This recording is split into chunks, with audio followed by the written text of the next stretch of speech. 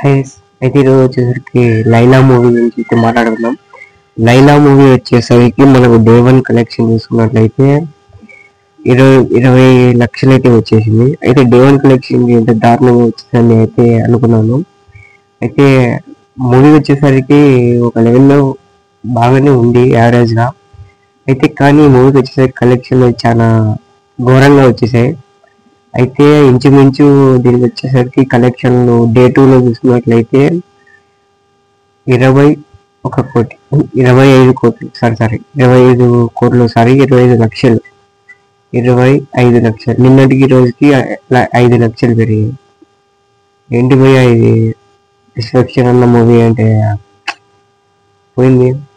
బాగాలేదు మూవీ అయితే. వచ్చేసరికి ఇంకా ఆ మూవీకి సంబంధించి రివ్యూ చెప్తున్నట్లయితే ఇప్పుడు వచ్చేసరికి ఏంటంటే విశ్వక్షేన్ అన్న లైలా మూవీలో అన్న అయితే ఒక లేడీ గెటప్ అయితే వేశాడు. సినిమా చూసినట్లయితే అంచుమించి ఒక రకంగానే ఉందనుకుంటున్నాం. అయితే మూవీ కలెక్షన్లు కొంచెం అద్దుమానంగా అయిపోయాయి. తొక్కేశారు కలెక్షన్ అసలుకి. డే వన్ రోజు 20 లక్షలు కలెక్ట్ చేస్తే డే టూ రోజు 25 లక్షలు ఏంటి బ్రదర్? ఏంటి సినిమా అయితే అంచుమించు బాగలేదు. కలెక్షన్లు అతి దారుణంగా వేశారు. అసలు బుక్ మీలో అసలుకి షో చూసేవాళ్ళే లేరు. అసలు బుకింగ్కే ఏంటి బ్రో ఇది ఎలా ఉంది? అది ఏం చేయలేం.